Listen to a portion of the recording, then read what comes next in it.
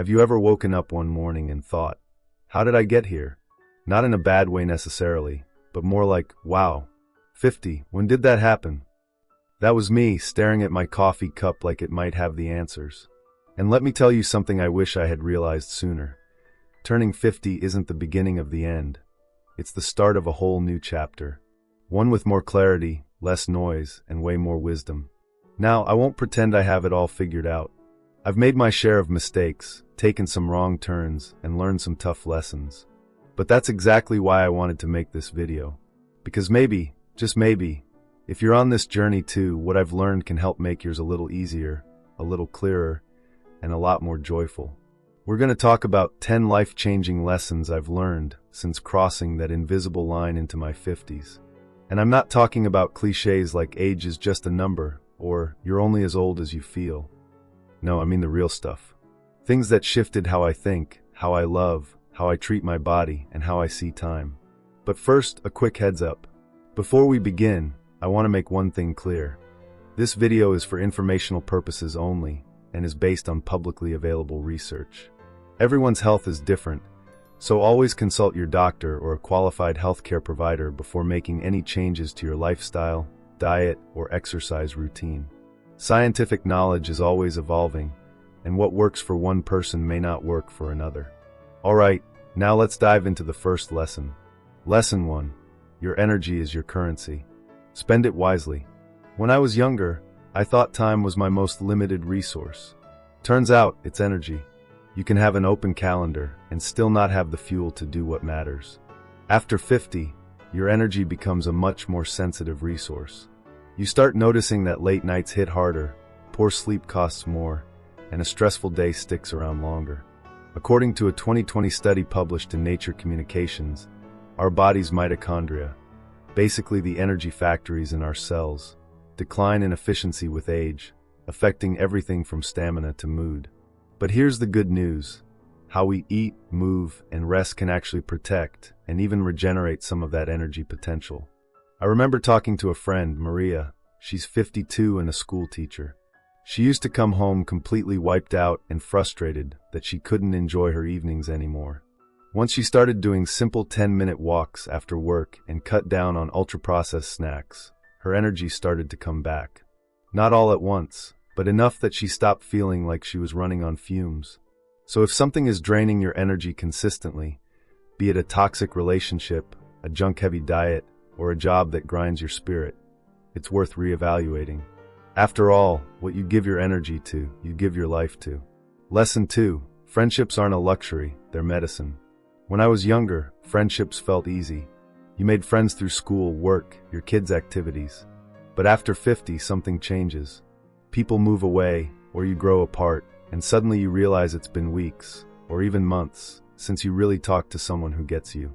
It turns out loneliness isn't just emotionally painful, it's physically damaging. A study from Brigham Young University found that chronic loneliness increases your risk of early death as much as smoking 15 cigarettes a day. And yet, it's one of the most overlooked health risks as we age. I had to relearn how to be intentional with connection. I started texting old friends just to check in. I joined a local book club, even though I was nervous about being the new person. And something beautiful happened. I started to feel seen again. One of the most powerful things I learned is that you don't need a lot of friends, you just need a few real ones. People who celebrate your wins and sit with you through the tough stuff. People who remind you who you are when you start to forget. If that kind of connection feels out of reach, start small. Call someone today. Invite a neighbor for coffee. Even a genuine 5-minute chat at the grocery store can shift your whole mood. Lesson 3. Your body is not your enemy, it's your lifelong companion. For a long time, I treated my body like a project. Something to fix, tone, shrink, or push harder. But after 50, I started seeing it differently. This body has been with me through everything. Every heartbreak, every adventure, every sleepless night with a sick kid. It's not perfect, but it's resilient. And that deserves respect. One of the most liberating shifts I made was trading punishing workouts for joyful movement. I used to force myself to do high-intensity routines even when my joints screamed at me. Now, I walk. I stretch. I dance in the kitchen. And you know what? I feel stronger, not weaker. Science backs this up. According to Harvard Health, strength training just twice a week can significantly reduce age-related muscle loss and improve balance, metabolism, and mood. You don't need to run marathons. Just move your body in ways that feel good and sustainable. I know someone, Steve, 58, who started doing 15-minute resistance band workouts in his garage. He dropped his blood pressure, improved his posture, and started sleeping better. All from a habit that takes less time than a sitcom. Your body might not look like it did at 30, but it's wiser, more intuitive, and still capable of amazing things. Listen to it. Thank it. Care for it like you would a dear friend. So far, we've talked about energy, connection, and self-compassion, and that's just the beginning. In the next part, we'll dive even deeper. We're going to talk about the power of boundaries, the surprising gift of boredom, and why unlearning is sometimes more important than learning. Stay with me, because the next few lessons just might change how you see the second half of life. Before we keep going, I'd love your help with something. If you're enjoying this video so far, comment "Why" below. If not, comment "N." It helps me know what's working and what to improve. And don't forget to hit subscribe if you haven't yet. Now let's dive deeper. So there I was, 50-something, and finally starting to see my life with a little more clarity. Not everything made sense yet, but I could feel something shifting. It wasn't just about growing older. It was about growing up in a whole new way. Lesson 4. Boundaries aren't selfish, they're sacred. Let me be honest, this one was tough for me. I used to say yes to everything. Every favor, every invitation, every extra project at work. And why? Because I didn't want to disappoint anyone. I thought being helpful made me a good person. But here's what I learned the hard way. Every yes I gave out of guilt was a quiet no to myself. No to rest. No to joy. No to the things that actually mattered to me. Brené Brown once said, "Daring to set boundaries is about having the courage to love ourselves, even when we risk disappointing others." And she's right. Boundaries aren't walls, they're fences with gates. They let in what nurtures us and keep out what drains us. I know someone, my friend Darren, who's 55 and works in corporate leadership, who once told me he was getting burned out because he didn't want to seem uncooperative. When he finally started saying, "I can't commit to that right now," his energy skyrocketed. His work got better, and his relationships, they got stronger too, because he stopped building resentment in silence. If setting boundaries feels awkward, start with this simple phrase: "Let me check and get back to you." That tiny pause gives you space to respond from your values, not your guilt. Lesson 5. Boredom is a gift, if you know how to use it. Remember when we were kids and we'd say, "I'm bored"? Our parents would say, "Good, go use your imagination." But somewhere along the way, we stopped letting ourselves be bored. We replaced silence with screens, stillness with scrolling. After I turned 50, I started noticing how uncomfortable I was with just being. No distractions, no notifications, just me and my thoughts. It was unsettling at first, and then strangely freeing. Neuroscience tells us that boredom actually activates a region of the brain called the default mode network, which is linked to creativity, memory consolidation, and even problem solving. In other words, boredom is your brain's reset button. That's why some of my best ideas now come when I'm doing absolutely nothing. Folding laundry, sitting outside, watching the clouds. I don't chase productivity the way I used to. I chase presence. Try this. Once a week, leave your phone in another room and just sit. No agenda. Let your mind wander. You might be surprised what surfaces when you're not trying to be on all the time. Lesson 6. Unlearning is just as powerful as learning. One of the most surprising things about midlife is how much I had to unlearn. Beliefs I thought were truths turned out to be stories I'd been told, or told myself for decades. Like, success looks a certain way. Or, you have to push through no matter what. Or even, if it's not perfect, it's not worth doing. But here's the deal. Not everything we were taught serves us in this season of life. And that's okay. Growth isn't just about adding new things. It's about letting go of what no longer fits. There's a term in psychology called neuroplasticity, the brain's ability to reorganize itself by forming new neural connections.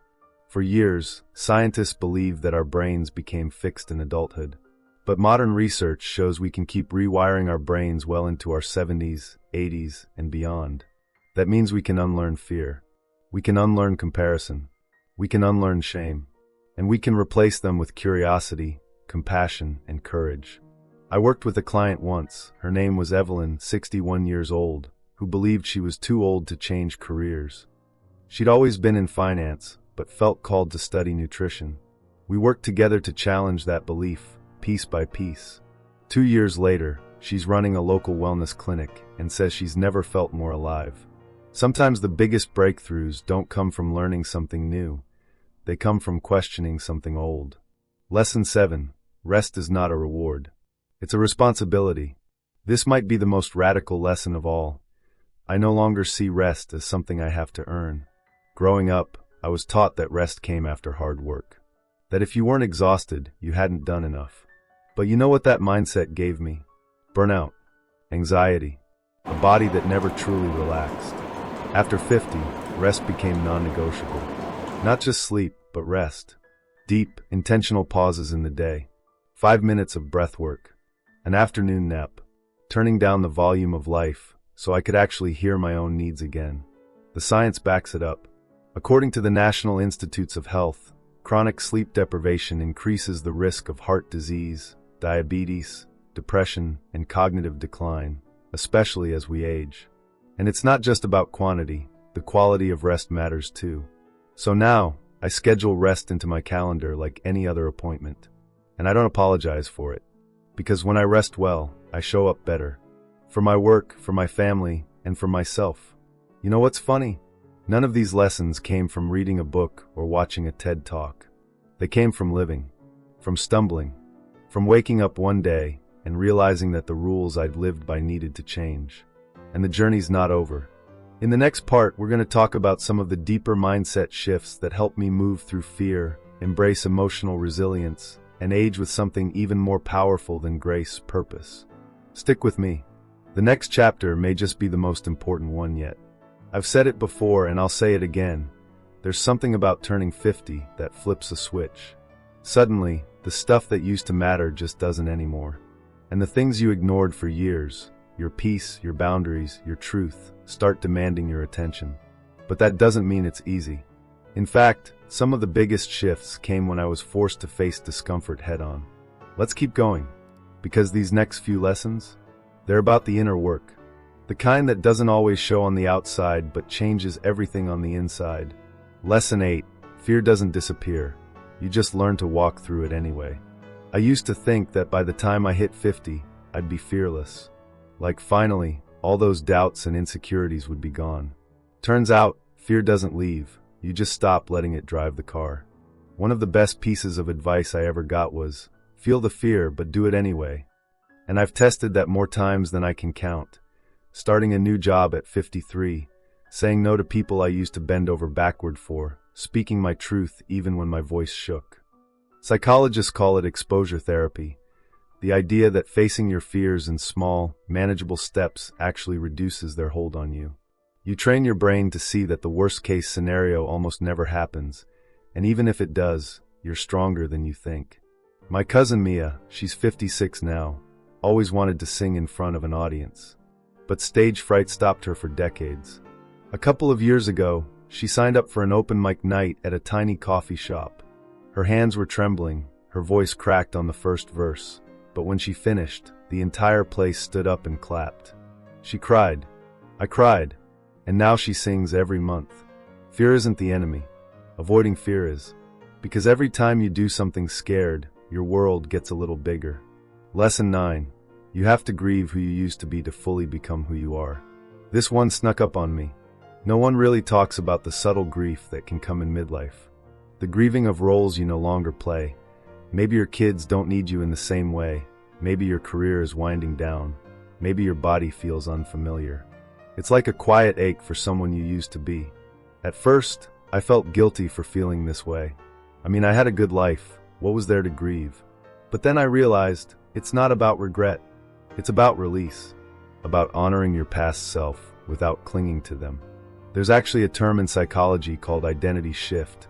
A normal, healthy process where we evolve how we see ourselves as life changes. If we don't acknowledge these shifts, we get stuck. But when we give ourselves space to feel the loss and still move forward, that's when healing happens. I went through this in my mid-50s when I became an empty nester. I suddenly had time, so much time, but I didn't know who I was without the constant caregiving. It took a while, but eventually, I filled that space with something new. I started painting again, something I hadn't done since college. That creative part of me had been waiting patiently all those years, and it finally had room to breathe. Whatever stage you're in, it's okay to mourn what's been lost. Just don't forget to make room for what's waiting to be found. Lesson 10. You are allowed to change your mind about everything. This might be the most freeing lesson of all. You are not the same person you were at 30, or even at 45. And guess what? You're not supposed to be. You can change your politics, your faith, your relationships, your dreams. Nothing is set in stone. Not your preferences, not your values, not your purpose. One of the most damaging myths about aging is that we're supposed to settle into ourselves. But settling can quickly turn into shrinking if we're not careful. Growth means questioning things you once thought were unshakable. I used to think success was about how much I could get done. Now I think success is how present I can be. I used to think aging meant fading. Now I know aging means deepening. There's a beautiful quote by author Glennon Doyle. "You are not crazy. You are a goddamn cheetah." That hit me hard, because it reminded me that power doesn't always roar. Sometimes it whispers. Sometimes it grows quietly in the background. And sometimes it shows up as a decision you make at 56 to start again. It's never too late to become who you were meant to be. You've made it this far, and I hope you're feeling what I felt when I started discovering these things. Not fear, but freedom. A sense that you don't have to keep living by the old script. You can write a new one starting today. In the final part of this video, we're going to bring it all together. I'll share the simple takeaways that help me take action, not just dream about it. And I'll leave you with a powerful reminder that you are not behind. You're right on time. Here we are, the final stretch. By now, you've heard some powerful lessons about energy, relationships, self-compassion, and even fear.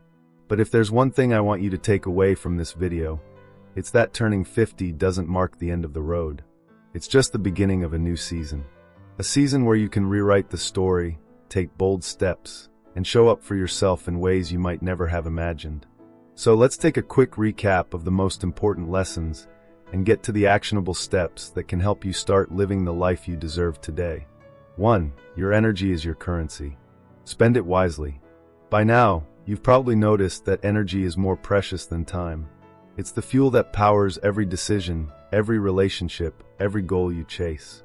So be intentional with it. Focus on the things and people that recharge you, and let go of what drains you. Energy is everything. 2. Friendships are medicine. As we age, we often find ourselves surrounded by fewer friends. But the truth is, we need connection more than ever. Studies show that strong social ties reduce the risk of chronic illness, depression, and even cognitive decline. So, be intentional about nurturing the friendships that bring joy to your life. And remember, quality over quantity. 3. Your body is not your enemy. It's your lifelong companion. Treat your body with respect, love, and care. It's been through so much with you. Rather than focusing on what it can't do anymore, focus on what it can do now. Simple, sustainable movement is key. Whether it's walking, stretching, dancing, or strength training, do what feels good. Your body will thank you. 4. Boundaries are sacred. Stop overcommitting out of guilt or obligation. Saying no doesn't make you a bad person. It makes you a healthy one. Protect your time, your energy, and your peace. Boundaries are acts of self-love. 5. Boredom is a gift. We've been conditioned to think that boredom is the enemy. But it's actually one of the most powerful tools for creativity and self-reflection. Let yourself get bored from time to time. It's in those moments that the mind begins to wander and create. 6. Unlearning is just as powerful as learning. Don't be afraid to let go of outdated beliefs. Life changes, and so do we. Embrace the process of unlearning. Challenge the narratives that no longer serve you. You have the power to rewrite your story. 7. Rest is not a reward. It's a responsibility. Rest is a vital part of staying healthy. It's not just about sleeping, It's about taking intentional breaks, listening to your body, and recharging. Don't feel guilty about resting. It's how we stay balanced and strong. 8. Fear doesn't disappear. You just learn to walk through it. Fear will always be there, but it doesn't need to control you. The more you face it, the smaller it gets. So step outside your comfort zone. Embrace the discomfort. It's the only way to grow. 9. You have to grieve who you used to be to fully become who you are. It's okay to grieve the parts of yourself that no longer serve you. It's part of the process of growth. Honor the person you were, but don't be afraid to let go of what's holding you back. The best is yet to come. 10. You are allowed to change your mind about everything. Aging doesn't mean becoming rigid. In fact, the ability to change your mind and evolve with time is one of the most powerful things you can do. Don't be afraid to reinvent yourself. Life is about continuous growth, and you're never too old to start over. Underscore. Now that you have these lessons, what's next? Well, here's the key: take action. I know it's easy to watch videos like this, nod along, and think, that's nice, but where do I start? The good news is, you don't have to do everything all at once. Start small. Take one lesson and implement it today. Maybe you start by saying no to something that's draining your energy, whether it's a commitment or a toxic habit. Or perhaps you take 5 minutes of silence today, just to be with yourself, with no distractions. Or maybe it's finally reaching out to an old friend you've been meaning to reconnect with. The point is, you don't have to change everything overnight. Just take the next step. That's how momentum builds. That's how change happens. I want to leave you with one last piece of advice from a study by the National Institute on Aging. The ability to find purpose in life is a key factor in longevity and mental health.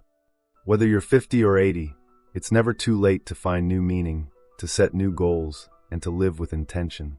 Age is just a number, but your purpose? That's ageless. Underscore. So, what will your next chapter look like? It's yours to create. You don't need permission. You just need to believe in yourself and take the first step. Before we wrap up, I want to hear from you. We'd really love to hear from you. If you have any suggestions for future topics or questions you want answered, write to us in the comments below. We're here to help, and your input could inspire our next video. And if you found this video helpful, give it a thumbs up and subscribe so you don't miss out on more practical tips for healthy aging. Here's to living your best life at any age. Underscore. And there you have it. 10 life lessons I learned after turning 50 wrapped up. I hope you're feeling inspired, empowered, and ready to take on the next stage of your journey. You've got this.